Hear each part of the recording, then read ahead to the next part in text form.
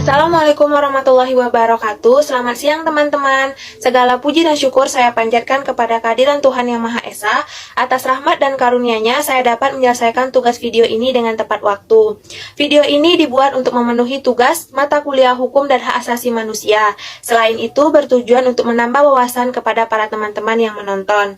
Saya menyadari video yang saya buat ini masih memerlukan penyempurnaan. Untuk itu saya menerima segala bentuk kritik dan saran dari teman-teman yang sudah menonton. Apabila terdapat banyak kesalahan pada video saya ini, saya mohon maaf dan terima kasih. Baiklah, saya akan memperkenalkan diri saya terlebih dahulu. Saya Tania Gusmardiana Putri dengan NIM A1A31926 dari Fakultas Keguruan dan Ilmu Pendidikan, Program Studi Pendidikan Pancasila dan Kewarganegaraan. Pada mata kuliah kali ini, dosen pengampunya adalah Pak Budi Ardianto, SHMH. Baiklah, pada video kali ini saya akan membahas di buku Hukum dan Hak Asasi Manusia pada bab 13 tentang lahirnya amandemen Undang-Undang Dasar atau UUD Negara Republik Indonesia tahun 1945. Undang-Undang Dasar 1945 merupakan Konstitusi Negara Kesatuan Republik Indonesia atau NKRI. Undang-Undang 1945 ditetapkan dan disahkan oleh Panitia Persiapan Kemerdekaan Indonesia atau PPKI pada 18 Agustus 1945. Undang-Undang 1945 mulai berlaku pada 18 Agustus 1945 hingga 27 Desember 1949. Tujuan amandemen atau tujuan perubahan Undang-Undang 1945 untuk menyempurnakan aturan dasar seperti tatanan negara, kedaulatan rakyat, HAM, pembagian kekuasaan, eksistensi negara, demokrasi, dan hukum. Perubahan Undang-Undang Dasar ternyata tidak dengan sendirinya menumbuhkan budaya taat berkonstitusi. Amandemen UUD 1945 sebelum dilakukan amandemen memiliki 38 bab, 37 pasal, dan 64 ayat. Setelah dilakukan 4 kali amandemen, ada 16 bab, 37 pasal, 190 ayat, 3 pasal aturan perakitan, dan 2 pasal aturan tambahan. Baiklah, saya akan membahas tentang amandemen pertama. Amandemen yang pertama dilakukan pada sidang umum MPR pada 14-21 Oktober 1999. Pada amandemen pertama menyempurnakan 9 pasal, yakni pasal 5, pasal 7, pasal 9, dan pasal 13. Kemudian pasal 13, pasal 15, pasal 17, pasal 20, dan pasal 21. Ada 2 perubahan fundamental yang dilakukan, yaitu pergeseran kekuasaan membentuk undang-undang dari Presiden ke DPR dan pembatasan masa jabatan Presiden selama 5 tahun dan sesudahnya dapat dipilih kembali dalam jabatan yang sama untuk 1 kali jabatan. B. Amandemen 2. Amandemen kedua terjadi pada sidang tahunan MPR pada 7 hingga 18 Agustus tahun 2000. Pada amandemen tersebut ada 15 pasal perubahan atau tambahan dan perubahan 6 bab. C. Amandemen 3. Amandemen ketiga berlangsung pada sidang umum MPR 1 hingga 9 September tahun 2001.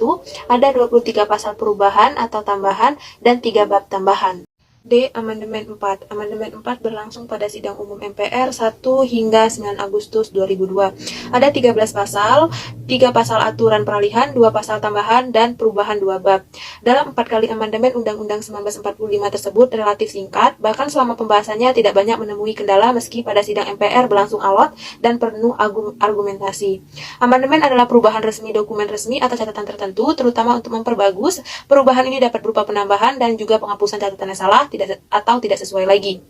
Selanjutnya, prosedur perubahan konstitusi. Menurut C.F. Strong, ada 4 macam cara prosedur perubahan konstitusi, yaitu 1. Melalui lembaga legislatif biasa, tetapi di bawah batasan tertentu.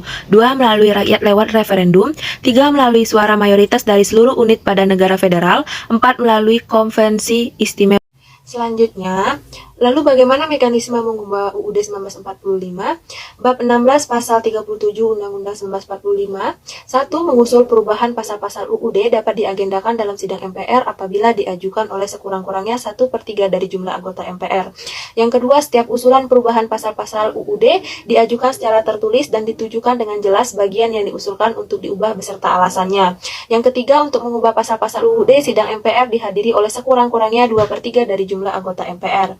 Yang keempat, putusan untuk mengubah pasal-pasal UUD dilakukan dengan persetujuan sekurang-kurangnya 50% ditambah 1 anggota dari seluruh anggota MPR. Yang kelima, khusus mengenai bentuk NKRI tidak dapat dilakukan perubahan. Selanjutnya, G. Latar belakang amandemen UUD 1945. 1. UUD 1945 bersifat sementara. 2. UUD 1945 memiliki kelemahan dan terlalu sederhana. 3. UUD 1945 memberi kekuasaan yang besar kepada Presiden. 4. UUD 1945 tidak menganut check and balance. 5. Pasal-pasal UUD 1945 terlalu luas.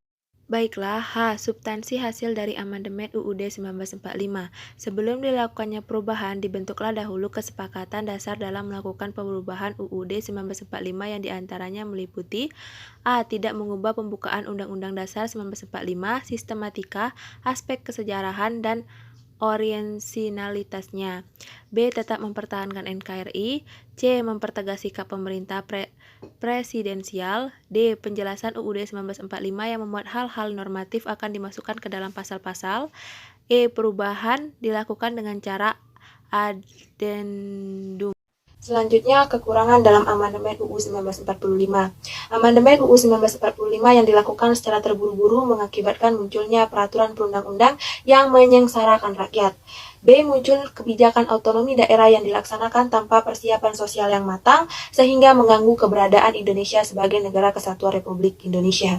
C. Mengakibatkan muncul konflik yang berkepanjangan di banyak daerah. Lemahnya kendali pemerintah pusat terhadap sektor-sektor strategis di daerah telah membuat negara kesatuan ini semakin berjalan ke arah sistem semi-federal. Selanjutnya adalah hakikat dan makna pengesahan UUD 1945. Tentang makna konstitusi, Sri Swemantri menyebutkan sebagai dokumen formal yang berisi 1. Hasil perjuangan politik bangsa di waktu lampau. 2. Tingkat-tingkat tertinggi perkembangan ketatanegaraan bangsa. 3. Pandangan tokoh-tokoh bangsa yang hendak diwujudkan baik untuk waktu sekarang maupun untuk waktu masa yang akan datang, dan suatu keinginan dengan perkembangan kehidupan ketatanegaraan bangsa hendak dipimpin.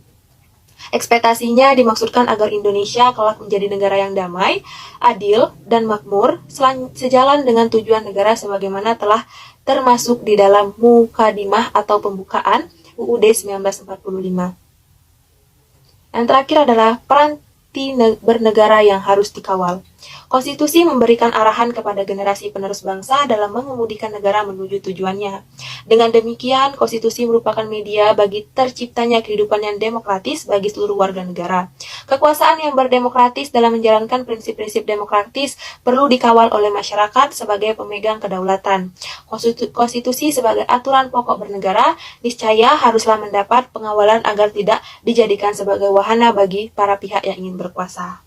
Baiklah teman-teman, itulah materi yang dapat saya sampaikan dalam video ini. Jika ada kekurangan atau kesalahan dalam menyampaikan materi dalam video ini, saya mohon maaf. Dan untuk itu saya berterima kasih kepada teman-teman yang sudah menonton video ini. Untuk itu saya akhiri. Wassalamualaikum warahmatullahi wabarakatuh. Terima kasih.